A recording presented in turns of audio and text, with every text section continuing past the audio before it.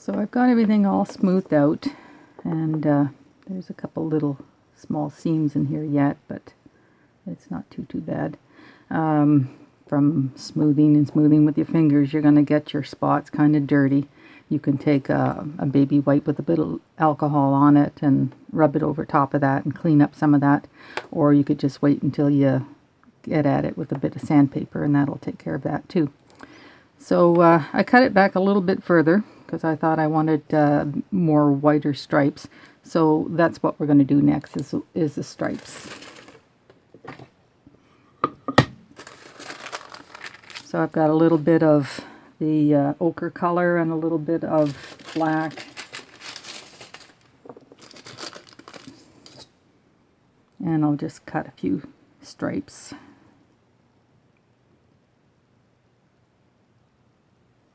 I don't want them too wide. And I decided to go with 4 rather than 3 that I had originally planned. Odd numbers are usually nicer, but for this one 4 works out better because I can have the ochre color up against the black area and the black against the ochre area.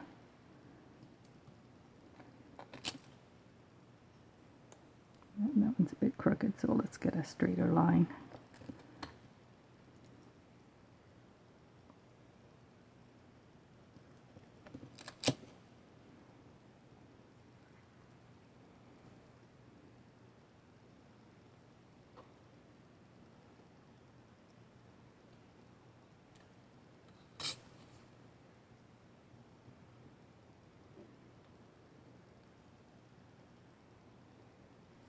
That one needs to be wider.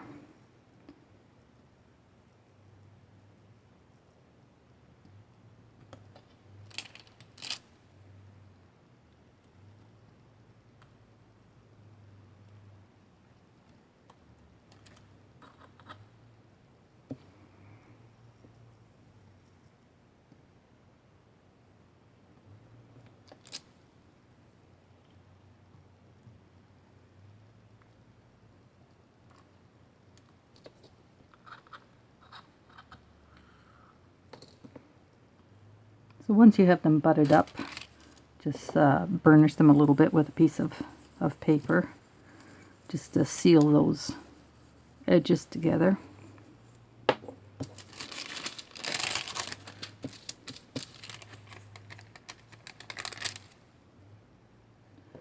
So take the collar, oops, put that guy over, and I'll put some liquid Sculpey on it.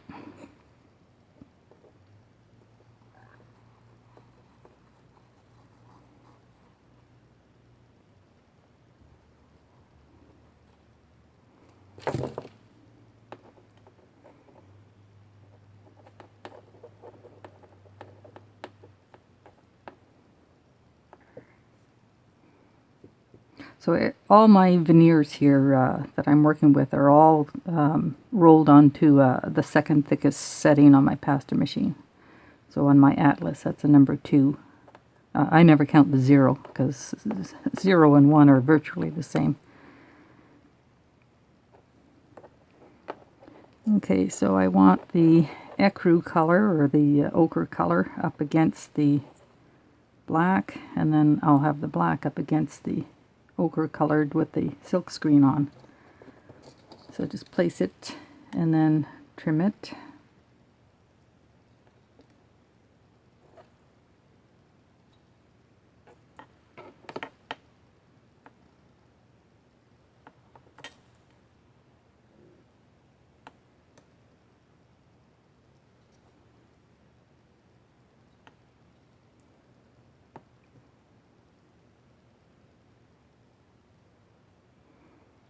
I'm going to roll that edge a little bit.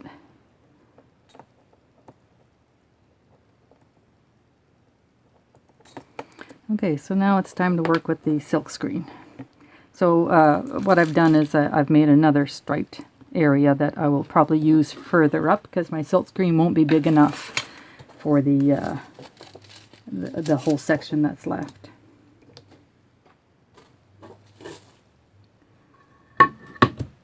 So here's the silkscreen. I'll put it under a piece of paper so it's easier to handle. And I know I'm not going to get the whole thing in. It's going to be very delicate to touch. You don't want to be playing around with it too much. Okay, just hang on. I got to look for the template. Trying to keep everything in easy reach. It's too much in easy reach. So I'm just gonna kind of give myself an idea how far from the point that I need to cut that.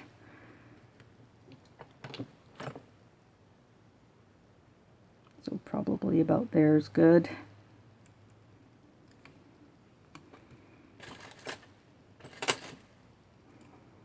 So I'll straighten that edge out later.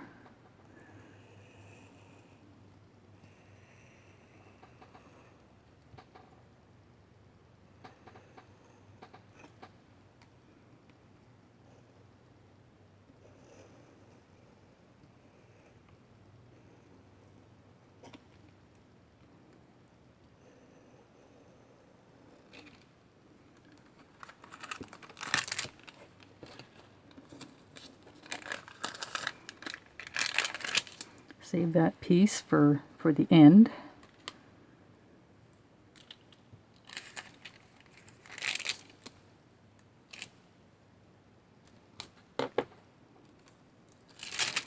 Okay, let's see how we did. Maybe we'll straighten that edge first. It's just a little crooked.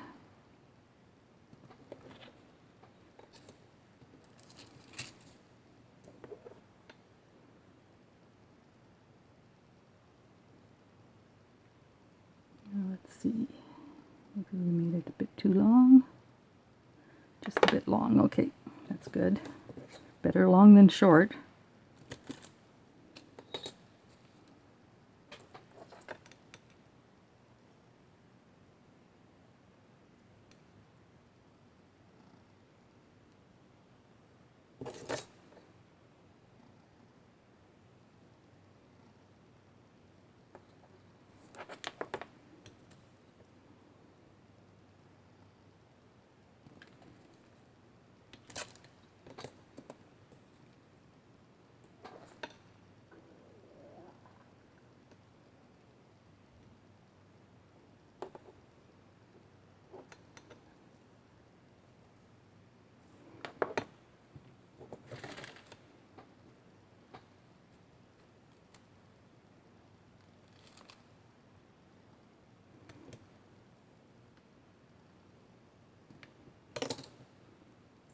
So when you're piecing like that, it's a lot of trial and error.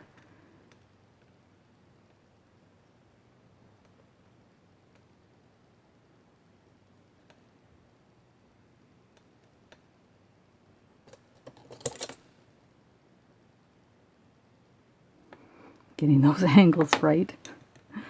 This is where I wish I hadn't quit math when I was in high school.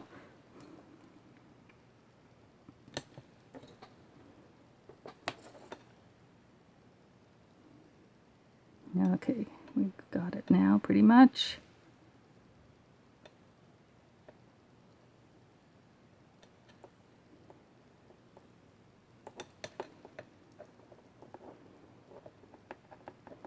So I'm just going to gently roll that edge. And then I'll be trimming it. So I have to decide where else I want stripes on here. So I don't want them too far back. So I'm thinking probably right about here is good. So I'll cut off a piece.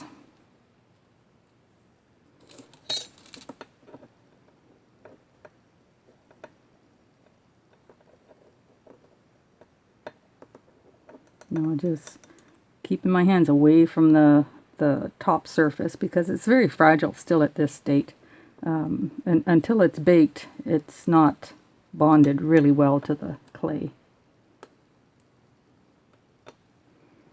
So I'll flip it over and just trim off whatever's really excess.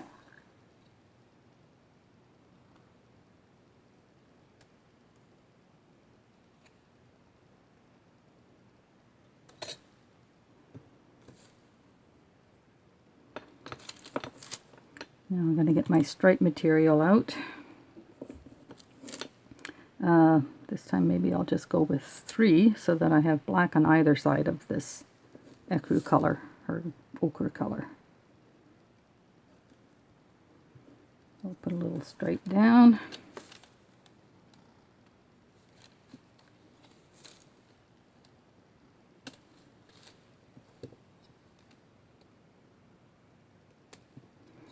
Trim it off, straighten that up a bit. Okay, now I'll cut myself another piece of the silkscreen.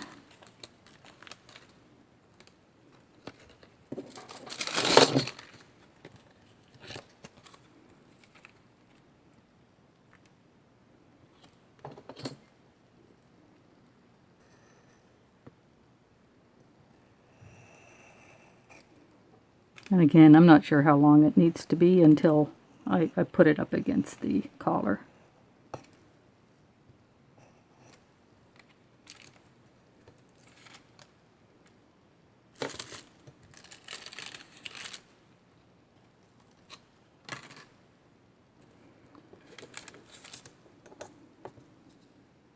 Let's see here. So I want it to come right about here.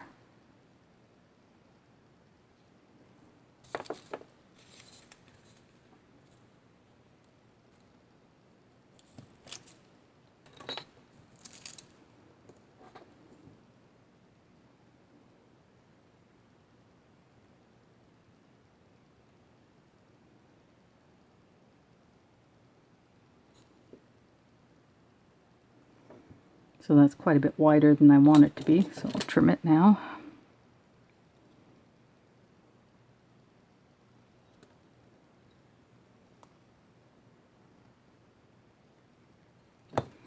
And it's also a bit longer than I want it to be.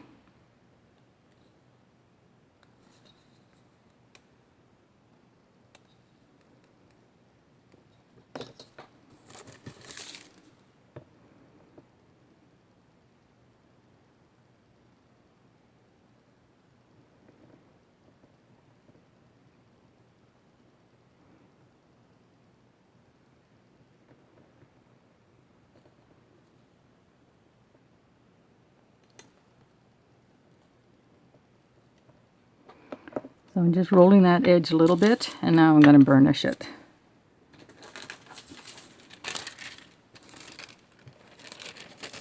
Because you're less likely to distort your silkscreen with paper than you are if you're rubbing it with your fingers.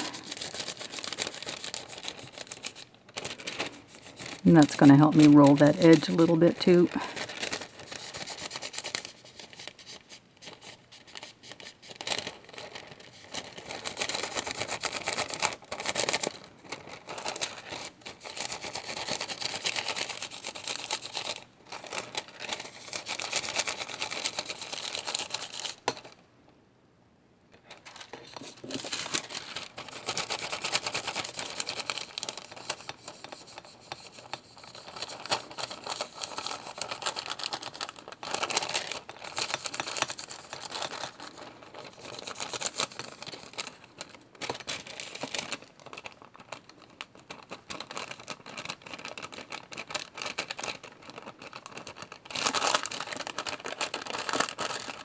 Just watch your paper doesn't wrinkle.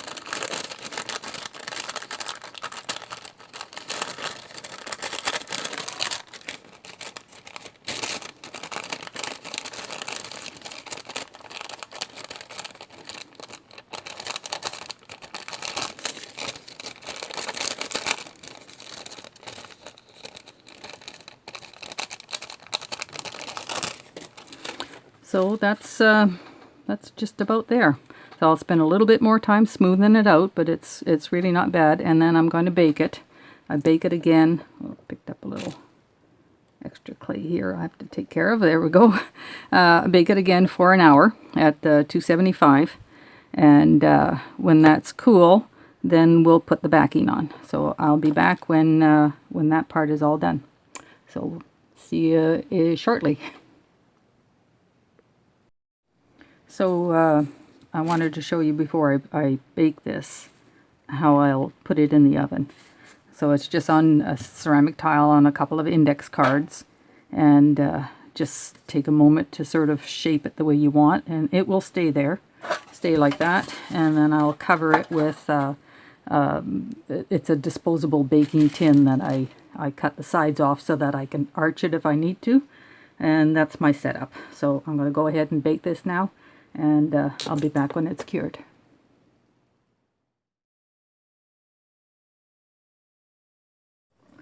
The collar is all cured now, and it's cooled, and I took a couple of seconds to just kind of scrape the inside edge a bit, so when I put the backing on, it'll fold over better. And still be careful of your silk screen.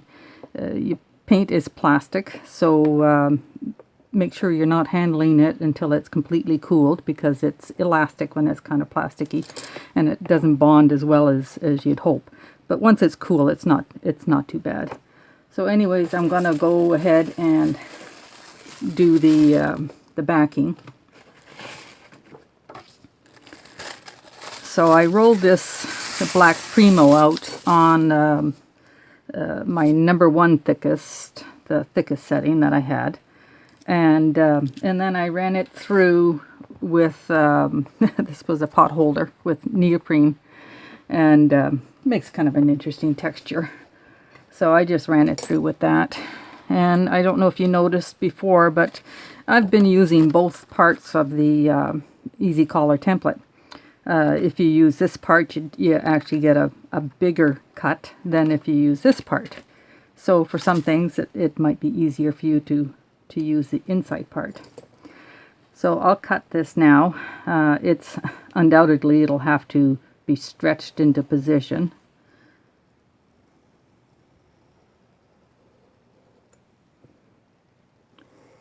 So it wouldn't even hurt to cut it bigger than what you want.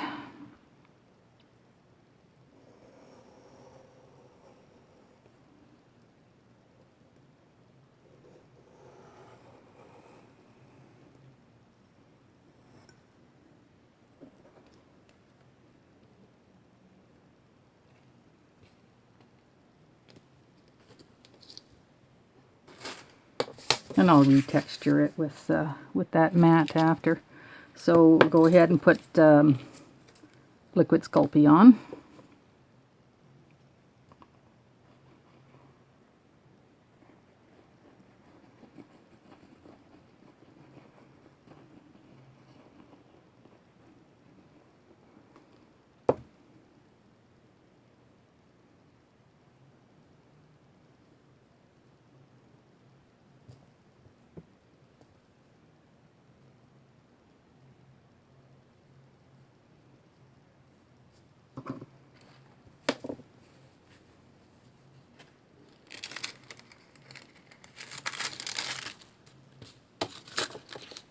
And then we'll put our textured layer down.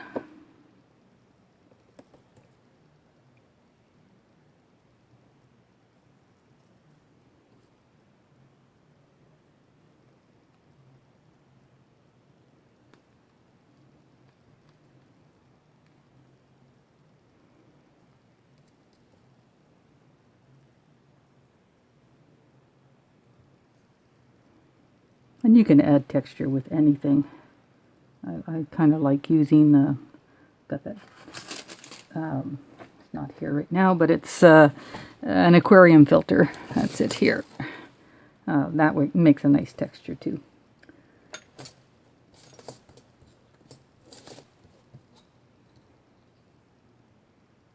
So I'm going to cut off the excess, and then I'm going to curl that over towards the inside. Roll it with my hands.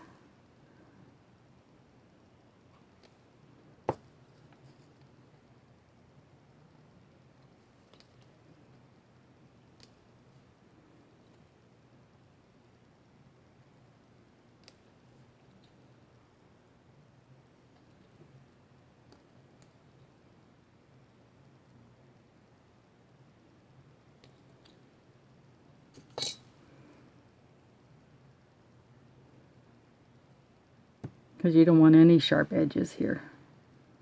It'll be a lot more comfortable to wear if it's nicely smoothed out and kind of rolled over.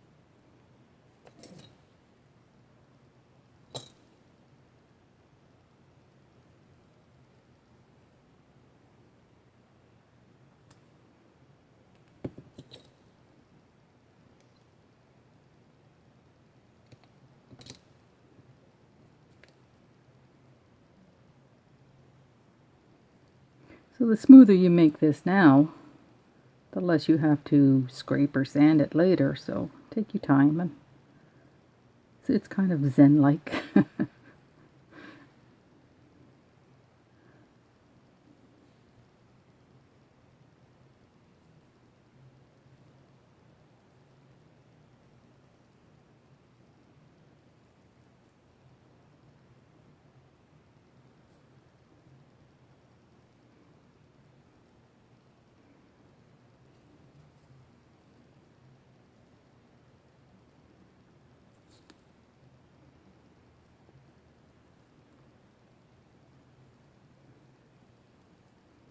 So with all that smoothing, you probably lost most of your texture.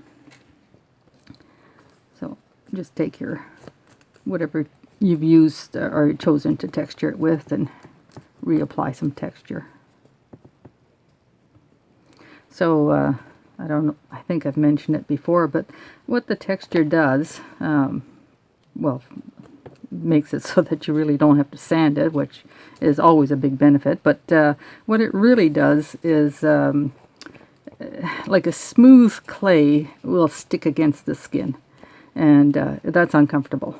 It doesn't move with the body, and so when you texture it, you're letting in all this little bits of air, and that helps keep it more cool against the neck, and keeps it from sticking. So there's a couple benefits to texturing.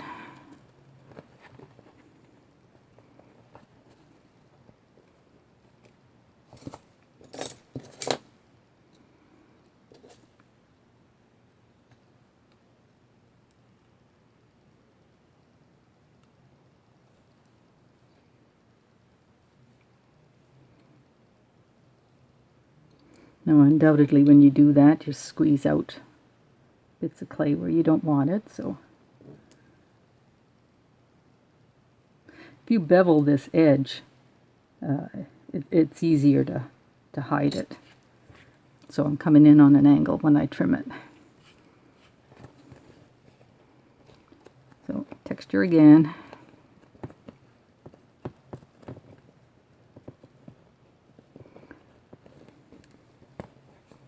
This texture is kind of cool when you put mica powders and stuff on. It's kind of industrial looking, but for this thing I'm not going to, because I just want the texture that I'm getting.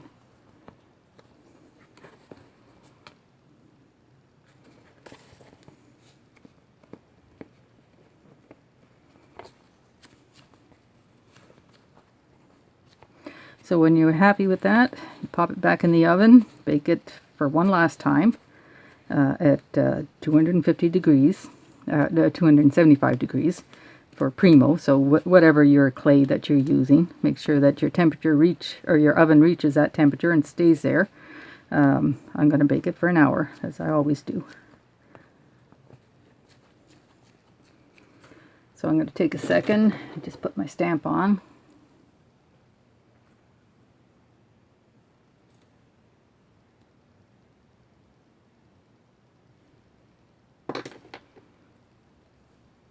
Smooth it out a little bit, make sure that there's no hard edges, and that's ready to be baked again. So I'll bake it exactly the same way as I did last time, and then when it's out, I'll sand this part, and put a sealer on the rest of it. So I'll be back when that's finished being baked.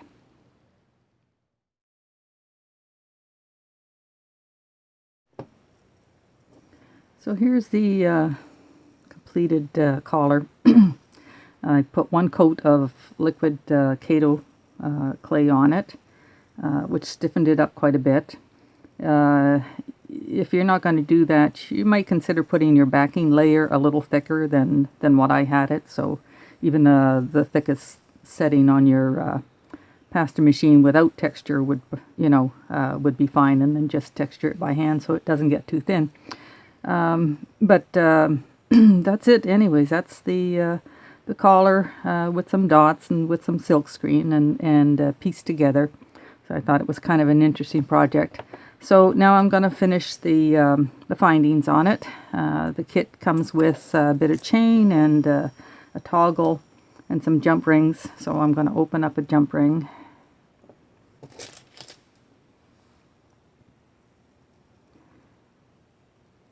Always turn it to the side and put it through the bail. Oops.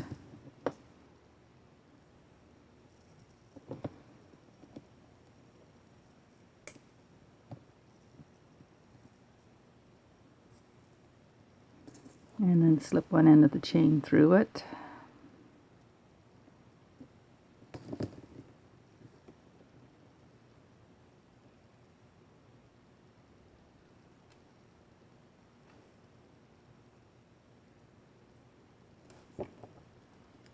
Close the jump ring. Whoops. This is just a little too far away from me. I can't see what I'm doing.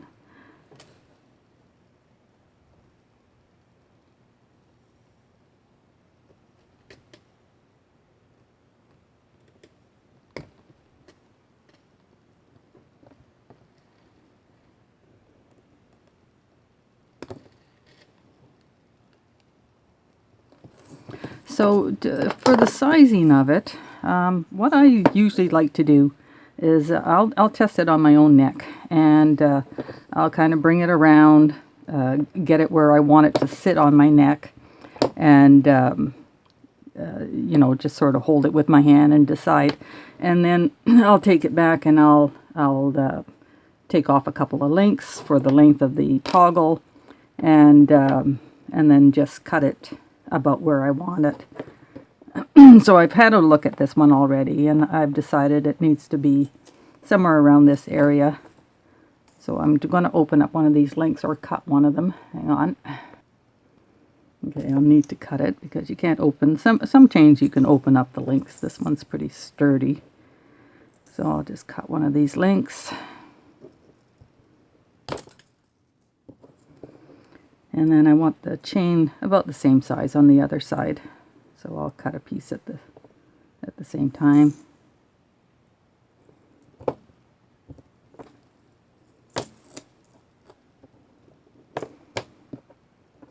And then get another jump ring.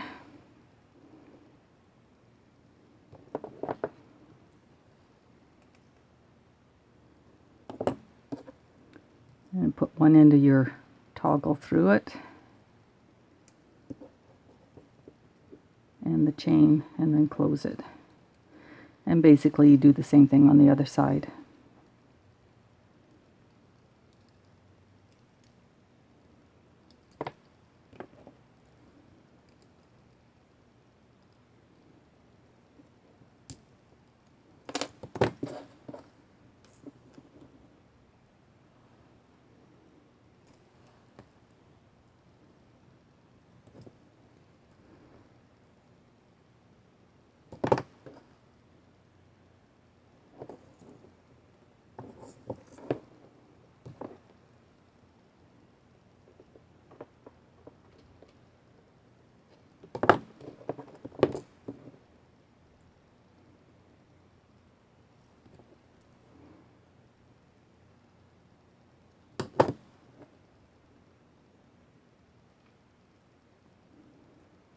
So quite often on the toggle bars I'll add extra jump rings to it, but you don't really have to do that because you've got all this chain.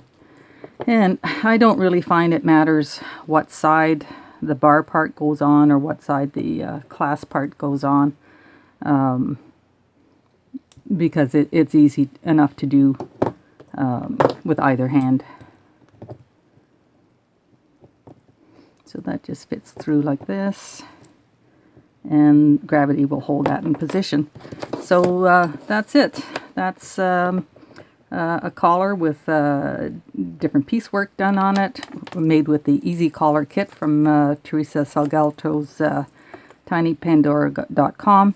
So I hope you enjoyed that and learned something from it, and I'll see you next time. Bye.